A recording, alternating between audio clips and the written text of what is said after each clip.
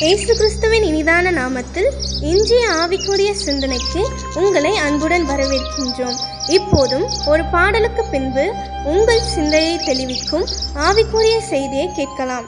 ஜெயம் கொடுக்கும் தேவனுக்கு கோடி கோடி ஸ்தோத்திரம், வாழ்வளிக்கும் இயேசு ராஜாவுக்கு வாழ்நாளெல்லாம் ஸ்தோத்திரம். அல்லேலூயா அல்லேலூயா பாடுவேன், ஆனந்த துனியால் உயர்த்துவேன். அல்லேலூயா அல்லேலூயா பாடுவேன், ஆனந்த துனியால் உயர்த்துவேன். ஜெயம் கொடுக்கும் தேவனுக்கு கோடி கோடி ஸ்தோத்திரம், வாழ்வளிக்கும் இயேசு ராஜாவுக்கு வாழ்நாளெல்லாம் ஸ்தோத்திரம். நமக்கு ஜெயம் கொடுக்கிற இயேசுவின் இனிதான நாமத்தினால் அன்போடு கூட உங்களை வாழ்த்துகிறேன். இதனால் நம்முடைய ஆவிக்குரிய சிந்தனைக்காக 1 கொரிந்தியர் 15 அதிகாரம் 57 வசனத்தை நான் வாசிக்கிறேன். நம்முடைய கர்த்தராகிய இயேசு கிறிஸ்துவினாலே நமக்கு ஜெயம் கொடுக்கிற தேவனுக்கு ஸ்தோத்திரம். நம்முடைய ஆண்டவர் நமக்கு ஜெயம் கொடுக்கிறவர். தோல்வியின் பாதையில் போனாலும் ஏமாற்றத்தின் பாதையில் போனாலும் ஆண்டவரோடு கூட அல்லது ஆண்டவரை நோக்கி பார்க்கும்படியாய் வந்தோம் என்று சொன்னால் அந்த தோல்வியை கூட அவர் ஜெயமாய் மாற்றி விடுவார். பழைய ஏற்பாட்டு காலத்திலே யாத்திராகமத்தின் புஸ்தகம் 2:3 வாசிப்போமானால் மோசேயுடைய வாழ்க்கையை பார்க்கலாம். மோசே அரண்மனையிலே வளர்க்கப்படுகிறார். அங்கு எல்லாவித காரியங்களையும் கற்றுக்கொள்ளுகிறார். தன்னுடைய ஜனங்களுக்கு எப்படியாவது ஒரு மீட்பை ஏற்படுத்த வேண்டும் என்கிற ஒரு எண்ணம் அந்த மோசைக்குள் இளம் வயதிலே இருக்கிறது. ஒருவேளை தாயின் மூலமா அது ஊட்டப்பட்டிருக்கலாம். தாயின் மூலமா அந்த இருதயத்திலே ஊற்றப்பட்ட அந்த எண்ணம் வெளிப்பட ஆரம்பிக்கிறது. ஆனால் தன்னுடைய மாம்சத்தினால் அதை செய்ய முடியவில்லை. எப்படியாவது இஸ்ரேல் ஜனங்களை எகிப்தின் அடிமைத்தனத்திலிருந்து வெளியே கொண்டு வர வேண்டும் என்று சொல்லி பிரயாசப்பட்டும் தோல்விதான். கடைசியிலே ஜீவன் தப்ப வனாந்தரத்திற்கு ஓடி போகிறார். அரண்மனை வாழ்க்கை 40 வருடம் முடிவு பெற்றது. வனாந்தரத்திலே 40 ஆண்டுகள் அலைந்து திரிகிறார். அவர் ஒருவேளை அவரை பார்த்து யாராவது கேட்டால், எல்லாம் எனக்கு தோற்று போய்விட்டது, நான் அந்த ஆடு மேய்த்து இங்கே நான் செட்டில் ஆகிவிட்டேன் என்று தான் சொல்லக்கூடும். எல்லாம் முடிந்து விட்டது, ஒரு ஆசை நிறைவேறவே இல்லை, தோல்விதான். ஆனால் ஒரு நாள் தேவன் மோசேயை சந்திக்கிறார். சந்தித்த காரியங்களை எல்லாவற்றை விலக்கி காண்பித்தேன். ஜனங்களை எகிப்தின் அடிமைத்தனத்திலிருந்து நான் வெளியே கொண்டு வர விரும்புகிறேன். கானான் தேசத்துக்கு நேராக நடத்த விரும்புகிறேன். அங்கு கொண்டு போய் சேர்க்க விரும்புகிறேன். நீ அதற்கு உதவி செய்ய வேண்டும், நீ வா என்று சொல்லி கூப்பிடுகிறார். மோசே மறுக்கிறான். என்னால் முடியாது, நான் தோற்று போனவன். இல்லை பரவாயில்லை, வா என்று சொல்லி மீண்டுமாய் தன்னுடைய வாழ்க்கை முழுவதுமா ஆண்டவருடைய கரத்திலே கொடுக்கும் பொழுது வல்லமையும் பலத்தையும் கொடுத்து அதே தேசத்துக்குள்ளே எகிப்துக்குள்ளே கொண்டு போகிறார். மகத்தான காரியங்கள் மோசையின் மூலமா நடக்கிறது. லட்சக்கணக்கான ஜனங்களை விடுவித்து வனாந்தரத்திலே நடத்தக்கூடிய ஒரு பெரிய பாக்கியத்தை கர்த்தர் மோசைக்கு கொடுக்கிறார். தோல்வி ஜெயமாய் மாறுகிறது. எந்த ஜனங்கள் புறக்கணித்தார்களோ, எந்த சொந்த ஜனங்கள் தன்னை ஏற்றுக்கொள்ளவில்லையோ, எந்த இடத்திலே தங்குவதற்கு கூட இருப்பதற்கு கூட வழி இல்லாமல் ஓடி ஒளிந்து கொள்ள வேண்டிய ஒரு நிலைமை வந்ததோ, அதே இடத்திற்கு கொண்டு போய் வல்லமையின் தேவன் மோசையோடு கூட இருக்கிறதை காண்பித்தார். இதுதான் நம்முடைய ஆண்டவருடைய கிரியை, ஆண்டவருடைய செயல்.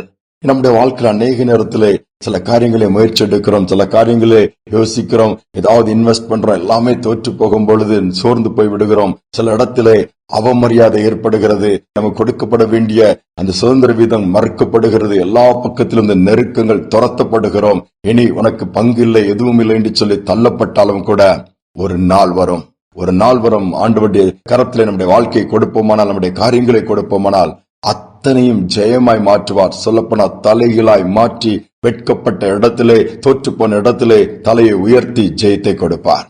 ஒரு அருமையான குடும்பத்திலே, கிராமத்திலே பிள்ளைகள் உண்டு. அதுல ஒரு பையன் மட்டும் ரொம்ப சுறுசுறுப்புன்னு சொல்வதை காட்டிலும் எதையாவது செய்து நஷ்டத்தை ஏற்படுத்துவான். அவனுக்கு என்ன, எப்படியாவது ஒரு லாபத்தை ஏற்படுத்த நம்முடைய குடும்பத்தை உயர்த்தணும், ஏதாவது சொல்லி போய் கண்மூடித்தனமா எல்லாம் செய்வான். ஆனால் அதனால் எவ்வளவோ நஷ்டம். பெட்ரோலுக்கு இவன் மேல பயங்கர வெறுப்பாயிருச்சுது. இதை பார்த்தாங்க, இவன் விட்டா எல்லாத்தையும் அழிச்சிருவான்ட்டு அவனை அடிச்சு தரது, நீங்க வீட்டிலே இருக்காண்டாப்பா, நீ போப்பான்ட்டு அனுப்பிட்டாங்க. இவன் எவ்வளவு சொல்லி பாத இல்ல, நீங்க இருக்கக்கூடாதுன்னு சொல்லி எல்லாரும் சேர்ந்து இது பண்ண, வேற எங்க போன தூரதேசமா பட்டணத்துக்கு போயிட்டான். அங்கும் போய் கடும் முயற்சிகள் எடுக்கிறான். எல்லாம் தோல்விகள் தான். என்ன செய்வதுன்னு தெரியவில்லை. ஊருக்கும் திரும்ப முடியாது. இப்படி இருக்கும்போது எல்லாமே வேலையும் சரியானது கிடைக்கலன்னு சொல்லி உட்காரும் போது ஒரு நாள், ஒரு ஞாயிற்றுக்கிழமை, ஒரு ஆலயத்தின் ஓரமா அப்படி கடந்து போகும்போது அங்க ஆராதனை நடக்கிறது. என்னதான் நடக்கிறது கொஞ்சம் பார்ப்போம்னு சொல்லி பார்க்கும் பொழுது பாடுகிறார்கள், ஆராதிக்கிறார்கள், கர்த்தருடைய வார்த்தை கொடுக்கும். இவனுக்கு கேட்கிறான். இவனுக்கு முன்னும் அதுல புரியல. ஆனாலும் அந்த ஊழியர் சொன்ன ஒரு வார்த்தை மட்டும் ஆழமா, நீ யாராக இருந்தாலும் சரி, எப்படிப்பட்ட சூழ்நிலை இருந்தாலும் சரி, ஆண்டவர் உன்னை மாற்றுவார், உன்னை பயன்படுத்துவார், உன்னை ஆசீர்வாதமா வைப்பார். இந்த வார்த்தை மட்டும் ஆழமா உள்ளமா போயிடுச்சு. உடனே இந்த ஆண்டவர் என்ன மாற்றுவாரா, இந்த ஆண்டவர் என்ன பயன்படுத்துவாரா, இந்த ஆண்டவர் என்ன உயர்த்துவாரான்கிற ஒரு நம்பிக்கை வந்தவுடன் அந்த ஆண்டவருக்கு தன்னுடைய வாழ்க்கை கொடுக்கிறான்.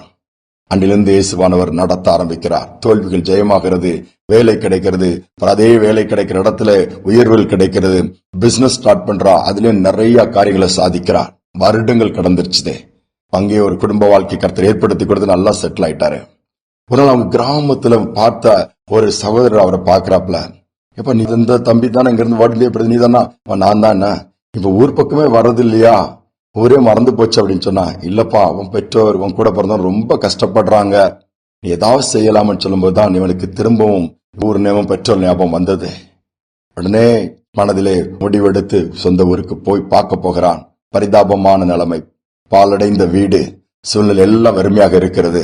ஆனால் இவன் போய் அங்க பார்த்த உடனே ஆண்டவர் தான் இவனை மாற்றி விட்டாரே, மனதில் ஒரு பெரிய ஒரு மாற்றம் ஏற்பட்டதுனாலே எப்படியாவது உதவி செய்யணும்னு சொல்லிட்டு தன்னுடைய குடும்பத்தாரை அத்தனை பேரும் நல்ல நிலைமைக்கு கொண்டு வரும்படியான காரியத்தை எந்த நாட்களிலே துரத்தப்பட்டானோ அந்த வாலிபன் மூலமாகவே அந்த இடத்திலே கர்த்தர் கிரியைகள் நடப்பிக்க ஆரம்பித்தாராம். யோசித்து பாருங்கள், தோல்வியை கண்டு தோன்று போயிடாதங்க, ஏமாற்றத்தை கண்டு அவ்வளவுதான் வாழ்க்கை முடிஞ்சு போச்சுன்னு சொல்லி உட்கார்ந்துடாதங்க.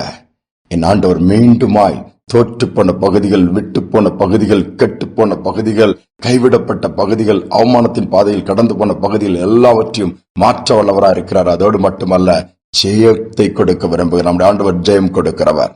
இந்த நாள்ல நீங்க எப்படிப்பட்ட சூழ்நிலை கடந்து வந்தாலும், இயேசுவே நீர் என் தோல்வியை ஜெயமாக்குகிறவர், இயேசுவே என் சூழ்நிலை மாற்றுகிறவர், உம்மால் முடியும் என்று சொல்லி நம்பிக்கையோடு அவரை நோக்கி பாருங்க. உங்கள் நம்பிக்கை ஒரு நாளும் வீணாகாது. சில காரியங்கள் தாமதமாகலாம், உங்க பார்வைக்கு அது தாமதமாய் தெரியலாம், தேவன் சரியான நேரத்திலே சரியானபடி செய்வார். அப்படியே கரத்துல கொடுத்து ஜெபிப்போம். அன்பின் தகப்பனே, இந்த புதிய நாளின் காலை நேரத்தில் நம்முடைய சமூகத்துல வந்திருக்கிறோம். அநேக முயற்சிகளில் தோற்று போகும் பொழுது அநேக காரியங்கள் நாங்கள் சோர்ந்து போகிறோம் அப்பா. சோர்ந்து போவதோடு மட்டுமல்ல, நம்பிக்கை இழந்து போய் விடுகிறோம். அப்படி அல்ல, இந்த நாளிலும் நம்பிக்கை இழந்து போய் சோர்ந்து போய் நான் நினைச்சது கிடைக்கல, நினைச்சதை செய்ய முடியல, என் வாழ்க்கை எல்லாம் தடையா மாறிடுச்சுது, என் வாழ்வே போயிடுச்சுது, இனி என்ன இருக்குன்னு சொல்லி அங்கலாய்க்கிற பிள்ளைகளை இன்னைக்கு கண்ணோக்கி பார்த்து தோற்று போன மோசையை மீண்டுமாய் அழைத்து வல்லமை கொடுத்து என்ன விருப்பம் அந்த இருதயத்திற்குள் இருந்ததோ அந்த விருப்பத்தை நிறைவேற்றி நீர் நடத்தினீர். அதே போல இதை கேட்டுக்கொண்டிருக்கிற ஒவ்வொருவருக்கும் அந்த கிருபை உண்டாகட்டும், அந்த பாக்கியம் உண்டாகட்டும், அந்த நன்மை உண்டாகட்டும். செய்வதற்காய் ஸ்தோத்திரம் தாழ்த்தி ஒப்புக் கொடுக்கிறேன். துதிகனமை ஏற்றுக்கொள்ளும் இயேசுவின் நாமத்தில் பிதாவே, ஆமேன் ஆமேன். சோர்ந்து போக வேண்டாம், நமக்கு ஜெயம் கொடுக்கிற தேவன் உண்டே, அவர் ஜெயமாய் நடத்துவார். இந்த சிந்தனையோடு இந்த நாளை தொடர்வோம். மீண்டுமாய் நாளை தினம் சந்திப்போம். 1000 தான் துன்பம் வந்தாலும் அணுகாது அணுகாது, 1000 தான் துன்பம் வந்தாலும் அணுகாது அணுகாது. ஆவியின் பட்டயம் உண்டு, நாம் அலகையை வென்று விட்டோம். ஆவியின் பட்டயம் உண்டு, நாம் அலகையை வென்று விட்டோம். வெற்றி கொடி பிடித்திடுவோ, நாம் வீர நடை நடந்திடுவோம்.